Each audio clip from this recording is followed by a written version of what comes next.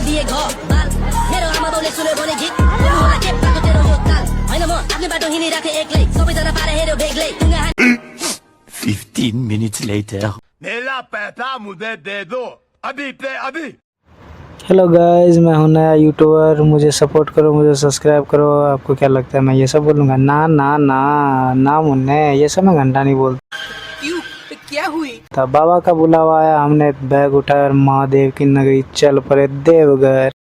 हमने अपना सामान अपने प्राइवेट जेट में डाला और आगे निकल पड़े। ये एयर होस्टेस हमें कहाँ ले जा रही है, ये छोटे छोटे गरीब लोग हमें देखते हुए हम पहुँचे अपने कैबिन में। क्या शानदार था यार। मज़े की बात यह है कि ये सिर्फ मेरा अकेले का था।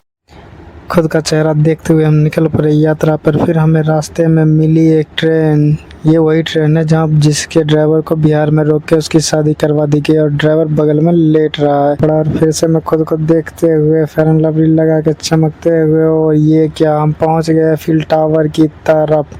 एफिल टावर न्यूयॉर्क कब आ गए? फिर हमें टाइम ट्रेवल के दौरान हमें पहुंचाया गया महाराणा प्रताप। हम आगे बड़े जंगलों की और अमेजन के घने जंगल में आप सबसे पहले आपने देखा माँ के 2 मगरमच्छ स्कूटी से जाते हुए। फिर हम पहुंचे अपने रथ को आराम देने के बाद हमने खुद के चेहरे को देखा, थोड़ा स्माइल किया और हमारे साथ ये डांडिया है। डांडिया इसको पहचाना? नहीं पहचाना? पहचान जाओगे। और ये हमारा एक और पार्टनर उधर से आ रहा है, अपना वज़न 250 ग्राम कम करते हुए जंगल में पेड़ों को पानी देके मुस्कुराता हुआ। और हमने उधर ही चारों तरफ घूम घूम के अपने इनमें पेट्रोल डलवाया और वहाँ से हमें फिर आगे की ओर जाना था। इससे पहले हमने जगह का पूरा मुआयना किया। और ये हमारा प्लेन रनवे पे उतर चुका है, धीरे धीरे स्पीड पकड़ता हुआ।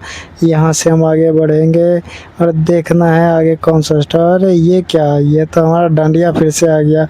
डांडिया को मिला था फर्स्ट एसी का केबिन, इसको ठंडी बर्दाश्त नहीं हो रही थी। ये गरीब जो होते हैं ना, अपनी आदत से गरीब होते हैं। इन्होंने एसी का जिससे हवा आ रहा था उसमें हैंकी डाल दिया और पूरे मज़े से लेट गया। ये देखो खुशी, देखो खुशी लौंडे की है। उसके बाद फिर हम आगे बढ़े अपने न्यूयॉर्क। अमेरिका पहुंचते ही हमने वहाँ पे ली थोड़ी सी रेस्ट किया है।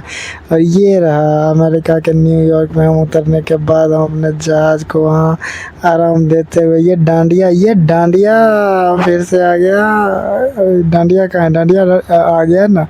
ये बाटली पी के हमारे पीछे पड़ा रहता है। यही तो असली यार है हमारा।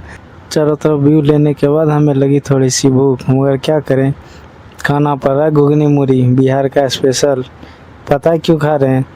क्योंकि डांडिया खाने के जो पैसे थे उसका दारू पी गया और हमें ये घुगनी मुड़ी खाना पड़ रहा है। सारा इसी का कमाल है, हमारे पास पैसा है ही नहीं, हम क्या करें। भारी गरीब और भुखमरी के कारण हमारा एक आदमी जो कि टोटल हैंग कर गया है, वो जिस चीज़ को देख रहा है आधे घंटे से उसी को देख रहा था। यूपी पहुंचने के बाद हमारे आगे है सर। कौन कहता है यार देश ने विकास नहीं किया। यूपी पहुंचते ही गाड़ी की चेकिंग हो रही है। चेकिंग के बाद हम आगे बढ़े और सड़कों का इतना सुंदर नज़ारा, यहाँ दूर दूर तक घर नहीं है मगर स्ट्रीट लाइटें लगी हुई है। और एक चीज़ और, हमें पहुँचना था देवघर और बस वाले ने हमें मुजफ्फरपुर में उतार दिया। अब हमें समझ में नहीं आ रहा था हम क्या करें। मुजफ्फरपुर रेलवे स्टेशन पहुंचने के बाद वहां भी देखिए डेवलपमेंट। कौन कहता है विकास नहीं हो रहा है? हर स्टेशन, हर प्लेटफॉर्म पे मैं जहां से भी गुजर रहा हूं वहां मोदी जी ने कुछ ना कुछ ज़रूर किया है। उसके बाद हम आगे बढ़े, स्टेशन पे पहुंचे। वहां से हमें बस वाले की गलती के कारण हमें 9 घंटे का एक्स्ट्रा सफ़र करना पड़ा। यहाँ से अब हमें जाना पड़ेगा जसीडी। अभी हम समस्तीपुर में पहुँचे हुए हैं। कहाँ बाहो समस्तीपुर वाला। और आगे बढ़ते ही डगेश भाई मिले। इन भारतीय रेलवे का ये पता नहीं प्रॉब्लम कब सॉल्व होगा। ऐसे जगह रोकेंगे जहाँ से कोई भी आपको घसीट के ले जाए, आप कुछ नहीं कर सकते। ये रेलवे की हड़ताल कब खत्म होगी? और उसके बाद हम पहुँचे सिमरिया घाट। देखिए कितना सुंदर नज़ारा है, इतना ब्यूटीफुल लग रहा था रात में। मालिक वो देखो कि मन कर रहा था यहीं उतर जाएं हम, मगर क्या करें, जाना था हमें बाबा के पास देवघर। इसीलिए हम वहाँ से आगे बढ़े और इन सुंदर नज़ारों को अपने मोबाइल में कैद कर लिया ताकि आने वाले समय में हम देख सकें। काफ़ी बेहतरीन बनाया गया है इसको। कभी आपको मौका मिले तो सिमरिया घाट जाइए और अगर उससे भी बेहतरीन तरीके से देखना है तो कभी छठ में आइए बिहार में, और बिहार के सिमरिया को देखिए, कितना सुंदर लगेगा। चारों तरफ दीप की जगमगाती रोशनी आपके आँखों को इतना सुकून देगी ना। वहाँ से आगे निकलते ही हमें दिख गए 2 छोटे छोटे शिव मंदिर, ऐसे सजाया हुआ था जैसे कि अब हम समझ गए हम देवघर में हैं। और देवघर पहुँचने के बाद जसीडीह में हम उतरे, वहाँ देखो कितना सुंदर व्यवस्था किया गया था। और हम बिहारी सुबह उठे और वहाँ पे सत्तू, भाई सत्तू और लिट्टी चोखा, यही तो है सत्तू, हमारा प्रोटीन से सुबह सुबह उठे और सत्तू का पूरा आनंद लिया। ये डांडिया, इसको देखो, सबसे आगे खड़ा रहेगा खाने पीने में। वैसे तो हम सभी का भूखे मारे हालत ख़राब था, क्योंकि हम ट्रेन में ज़्यादा कुछ खाते नहीं हैं। और यहाँ हम सत्तू पी रहे हैं। लगभग 20 घंटे का सफ़र हमारा हो चुका है। रात में भी हम नॉर्मल खाना खा के सोए थे। सुबह सुबह सोचे क्या लें, तो फिर सत्तू सबसे बेहतरीन चीज़ होता है। उसके बाद हम पहुँचे, यहाँ नहीं आना साला ये दुख का खत्म नहीं होता बे। था। यहाँ आते ही बहुत दुख होता है जब कोई ऐसा ना हो जिसे हम ये दे सके। इन सब को देखने के बाद बड़ा ही तकलीफमय जीवन महसूस हुआ। मर कर क्या सकते हैं, इन सब को देखे। बहुत सुंदर सुंदर चूड़ियाँ, मंगलसूत्र, काफ़ी अच्छे अच्छे डिजाइन के चीज़ लगे हुए थे, मगर हमारे पास ऐसा कोई है नहीं जिसे हम दे। क्या कह सकता हूँ मैं। के बाद इन सब का व्यू लेने के बाद अब होगा हमारा थकावट दूर। 3 दिनों से सफ़र के दौरान ये देखो, चड्डी संभाल ले भाई, चड्डी। ये हुई ना बात। ऐसा लग रहा था माँ के मगरमच्छों को नदी मिल गई हो, इतनी खुशी। बड़ा ही यार, कितना भी कुछ आप कर लो, मगर जब आप यात्रा के दौरान जब नहाते हो ना, उसका सुख अलग ही होता है। इतना शरीर को आराम मिलता है जितना आप किसी भी चीज़ से आपको नहीं मिल सकता। इसीलिए हमने शिव गंगा में डुबकी लगाया और अपने आप को थोड़ा आराम दिया। ये देखो, ये इन सब को बताओ, इन सब को तैरने नहीं आता है। इन सब के लिए यही जन्नत है। और मेरे लिए तो खैर छोड़ो, मुझे तैरने आता है, मुझे कोई खास मज़ा नहीं आ रहा था। मगर इनको देखो जिनको तैरने नहीं आता, इन सब के साथ कभी जाओ नहाने के लिए, नदी के किनारे ऐसे रहेंगे जैसे मगरमच्छ आ चुका है। ऐसे लोगों पे सिर्फ हम लोग हंस सकते हैं। शायद इसीलिए इन्हें माँ का मगरमच्छ भी कहा जाता है। हमने अपना पीठ का मैल छुड़ाया, बच्चे मज़े ले रहे थे। उसके बाद अपनी मोटी चमड़ी की सफाई करने के बाद हम माँ के मगरमच्छ कुछ सेल्फी लिए। ये देखो पोज, देखो पोज लौंडे का। इसका फोटो खींच के इसे दिखा के इससे पूछ लेते हैं ये कौन है तब। ये डांडिया तो मजे में था, इसकी खुशी सबसे ज़्यादा खुश यही था। फर्स्ट टाइम बेचारा निकला था कहीं टूर पे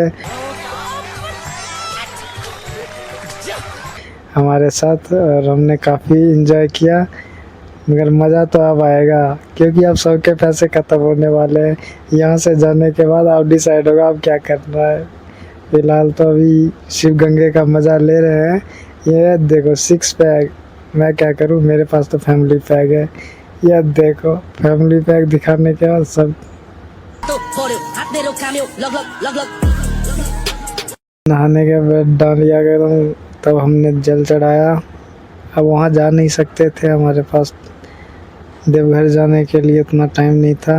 और ओहो, उसके बाद खाना ब्लैक एंड वाइट ज़िंदगी में आ गए थे।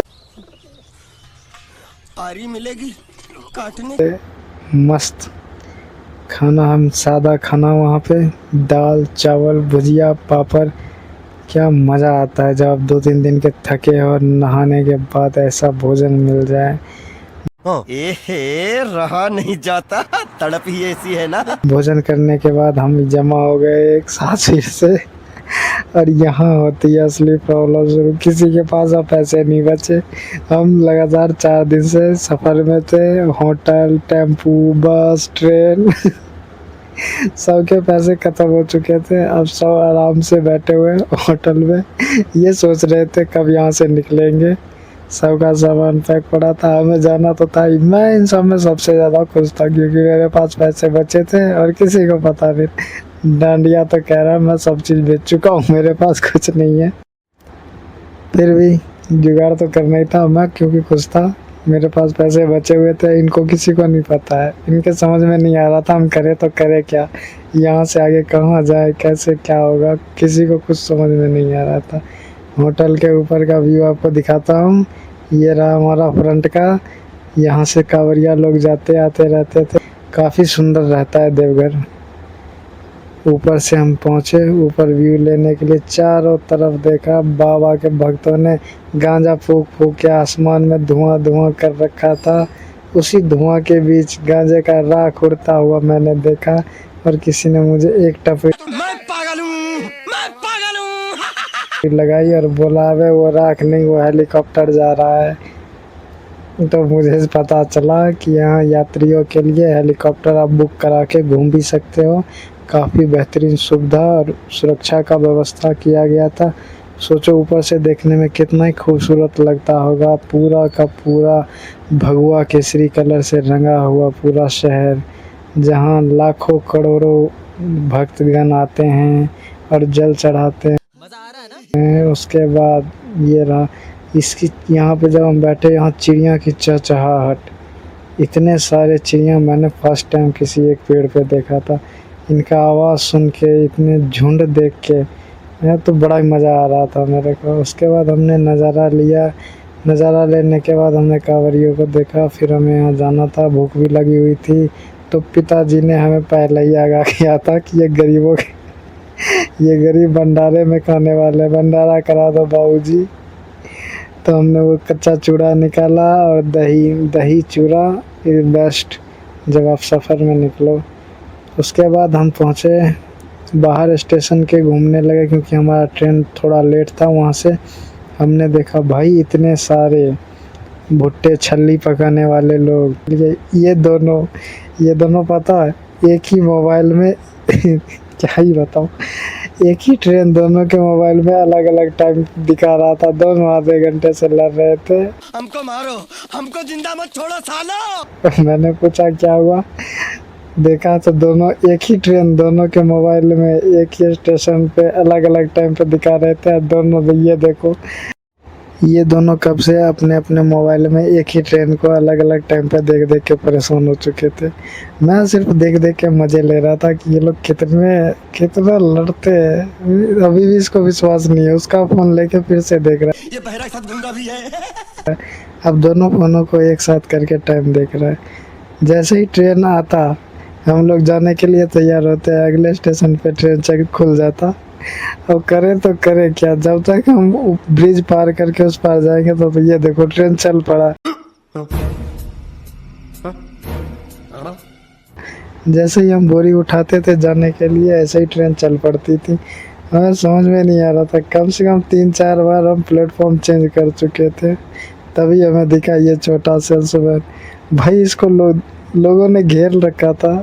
अरे पहुंच गए हम यूपी बिहार घूमते घूमते बरौनी। भैया कहाँ हो?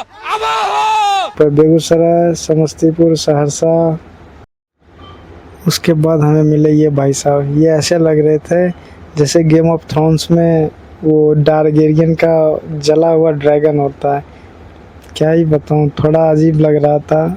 और इनके बोलने का तरीका और भी अजीब था। भाई पैसे मांगने के लिए लोग क्या क्या नहीं बोलते हैं। देखा, धीरे धीरे सींग निकलने शुरू हो गए। ये चाहिए वो चाहिए।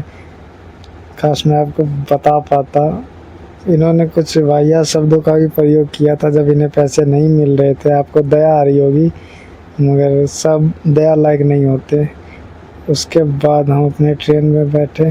भाई ये देखो लड़कों की ज़िंदगी, मुझे देखो मैं कैसे लग रहा हूँ चोर की तरह, जैसे अभी अभी इनका पर्स चुरा के भागूंगा। ये देखो क्या हालत में ये लोग सफ़र करते हैं, मैं आपको दिखाता हूँ। लोगों को लगता है कि जनरल का टिकट बनाओ और भीड़ में इन सब की फैमिली कभी समझेगी ये लोग किस तरह से जाते हैं। इसमें कितने 90% लोग मजदूरी करने जा रहे हैं।